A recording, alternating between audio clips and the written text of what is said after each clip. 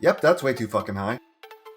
Alright, some hero needs to cut these turgid piles of crap down to size, and I'm just the hero to do it.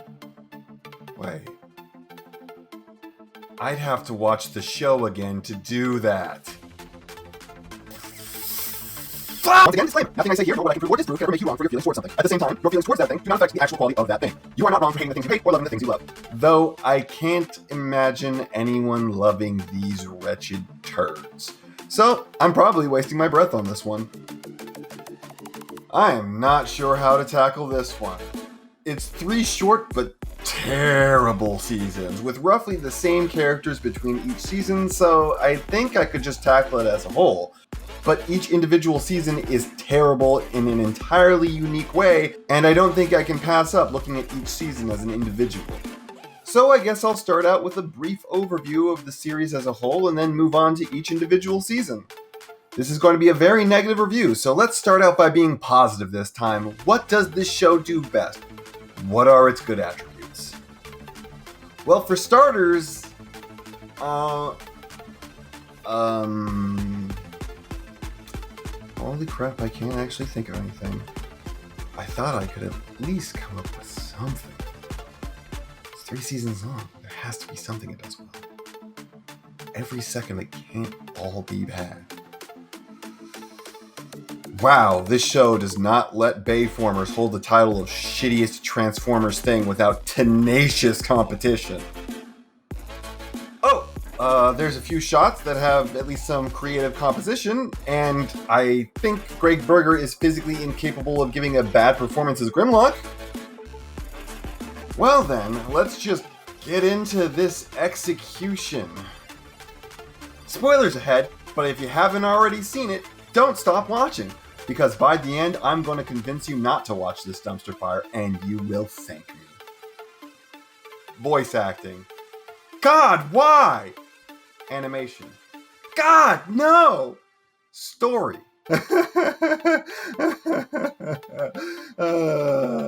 No. No. Characters.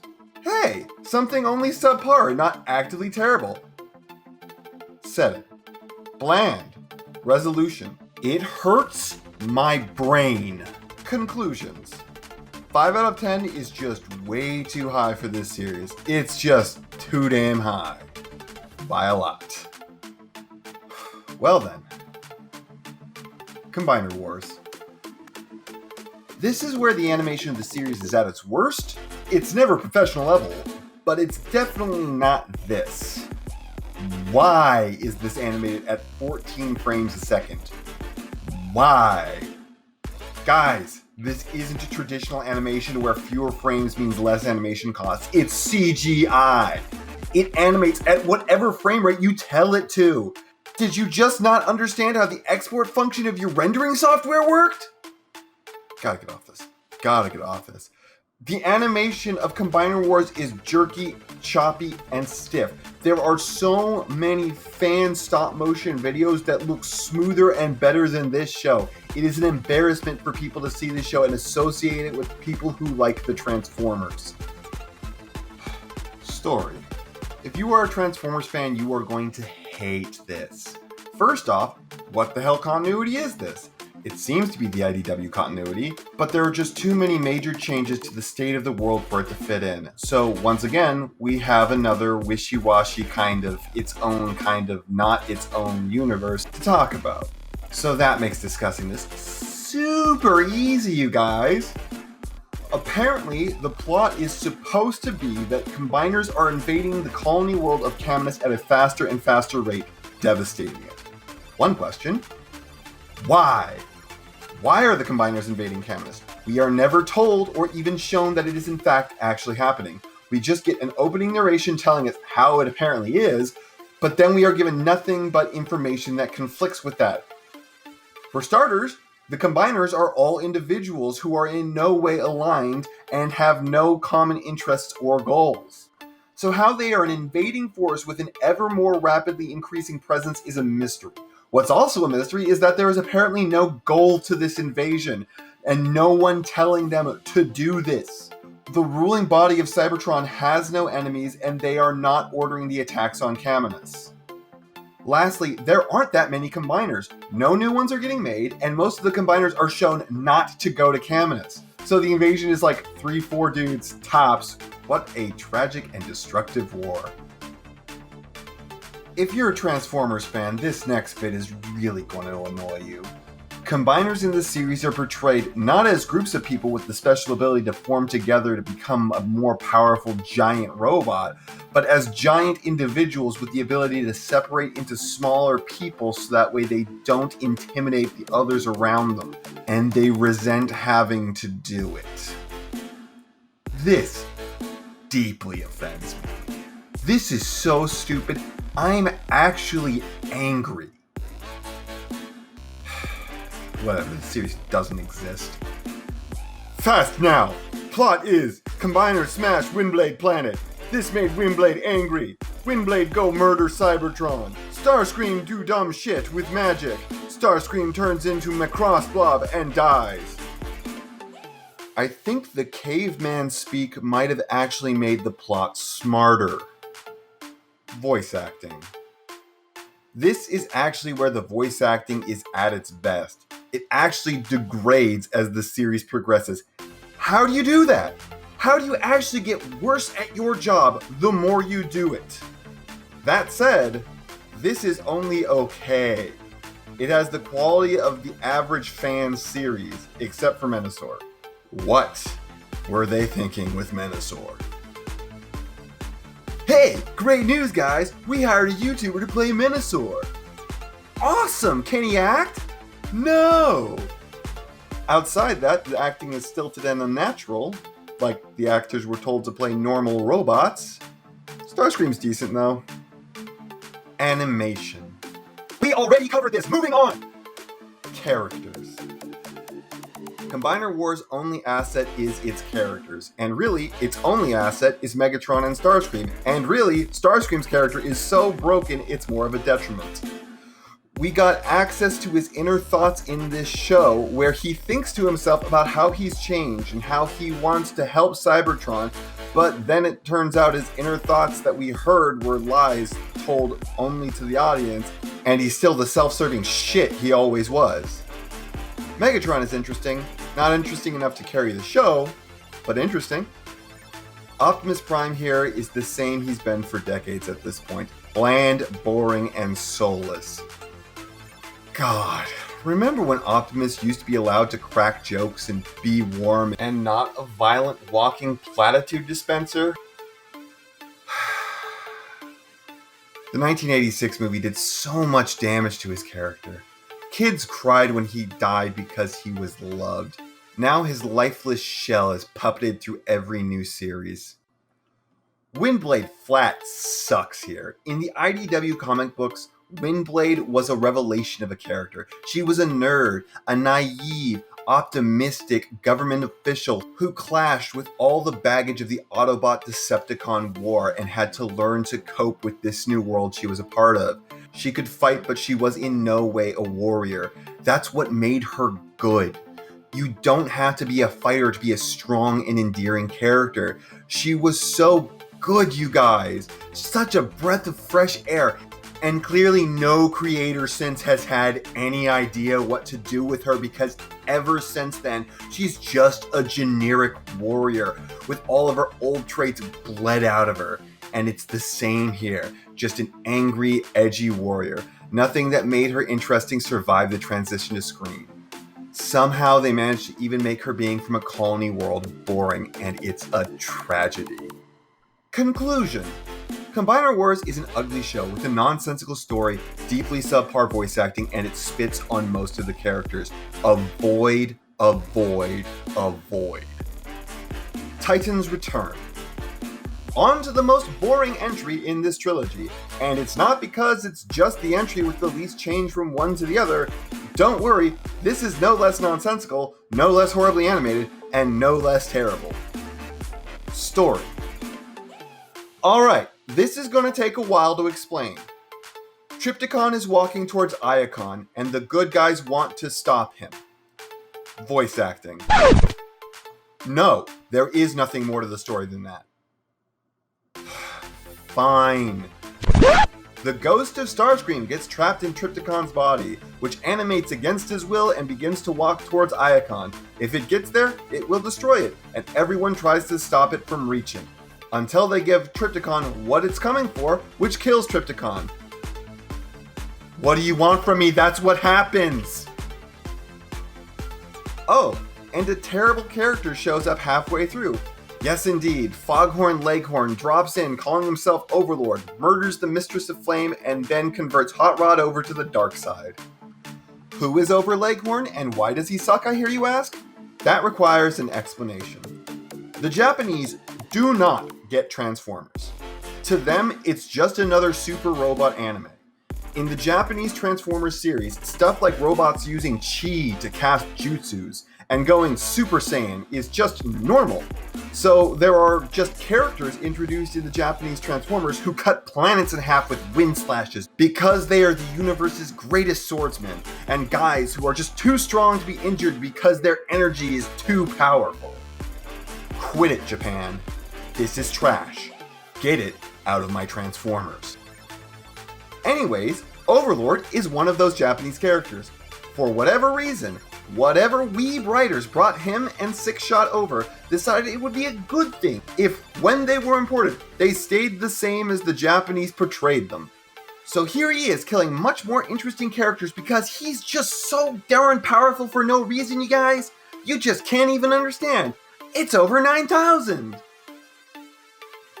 Fuck off. Voice acting. It's bad.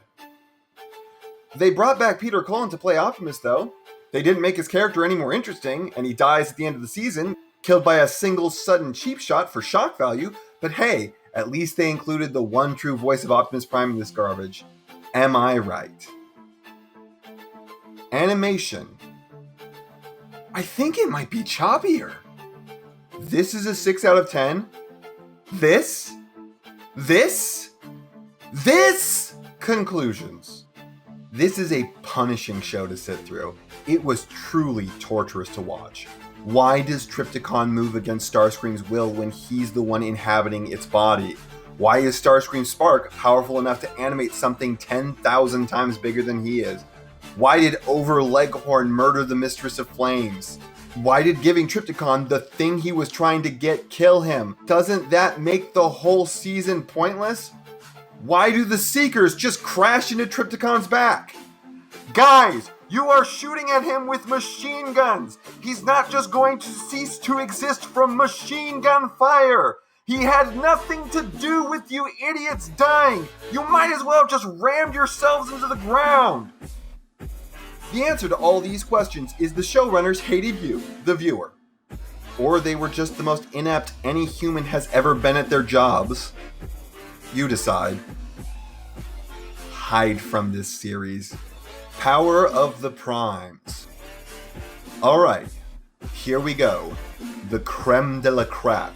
It's all been leading up to this seething dumpster fire. Somehow, the last one is the worst one, the most inept one. Get ready to watch fan-favorite characters be executed on-screen over and over for no reason. Get ready for plot twists that make no sense. Get ready for the most baffling voice acting in the series. Get ready for pain. Story. Where to begin? The story is a MacGuffin hunt that will give Space Satan the ability to suck out all Cybertronian souls, which he will then use to bring his dead girlfriend back from the dead. No one likes the 13 Primes, Hasbro. No one! Except for you. We do not need, nor do we want, gods for the Transformers. Oh, and Grimlock joins the party after the Dinobots get angry at the main characters and spontaneously combine, somehow becoming even stupider, who then attempt to murder the main characters while Predaking tries to do the same. The Dinobot combiner Volcanicus is then defeated when he pratfalls and gets his ass stuck in a hole. Let me reiterate that. The Dinobots combine for no reason.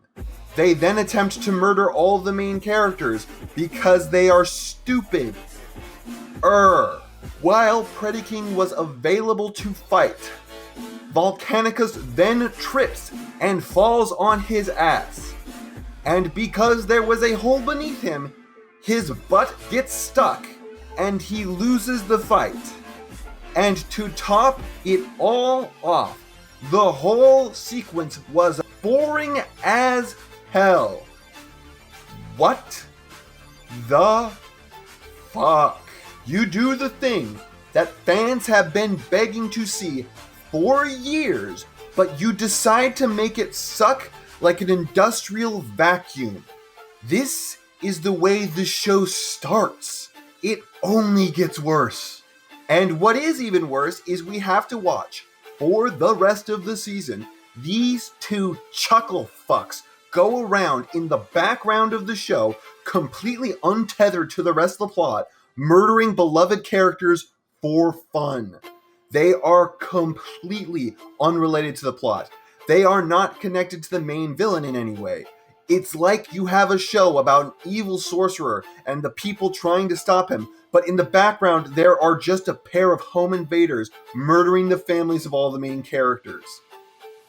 And to top it all off, at the end of the show, Optimus Prime comes back to life for literally no reason. His body is dead, hundreds of miles away, and then he just crawls out of a pond and everyone congratulates him on how tough he is. How does being resurrected by Deus Ex Machina have anything to do with being tough? And everyone starts being thankful to Prime, like he's the one who saved the day when he wasn't even alive until after the whole thing was over, and Megatron was the one who sacrificed his life to save the day. What mentally bankrupt idiot wrote this? Voice acting. It's the worst! The absolute worst in the series, by far! Mark Hamill, cinematic legend, Mark Hamill, voice of the best version of the Joker, Mark Hamill, global treasure, Mark Hamill. Sounds like he doesn't understand English in this show, like he learned all of his lines phonetically. How do you do that? How do you make a legendary voice actor sound like he doesn't speak his native language? I sincerely believe the voice acting was literally phoned in. God, maybe he was just entirely despondent from having to play Jake Skywalker. They got Ron Perlman in this. Ron Perlman somehow does not sound as bad as Mark fucking Hamill, but at the same time, MS Sam would have turned in an identical performance to Ron Perlman.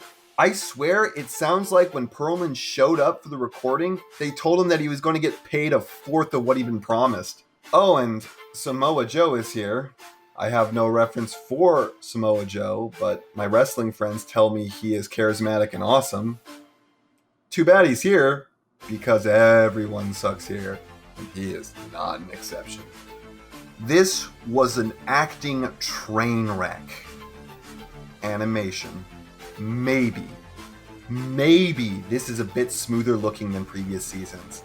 I could have animated this show better by myself. Then again, I could have written this show better, directed this show better, cast this show better, and done everything better. Then again, a rabid monkey could have done all that too. Conclusions. This show is trash. Every dime Hasbro didn't spend on this would have been better served being shot into the sun. Super conclusions. Honestly, rewatching this heinous show was more enjoyable than I thought it would be. This might be a so bad it's good entry into the Transformers legacy. This show suffers from a The Room level of pure ineptitude. Every decision is wrong, every direction is bad, everything is ugly, and I had a blast laughing at all of it.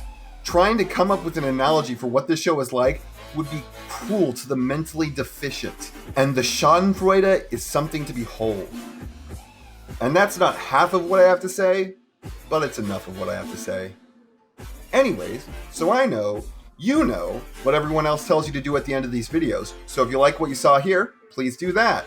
And maybe take it a step further the next time you hang out with a friend who might be halfway interested and show them this video. I hope you enjoyed listening to me waste your time.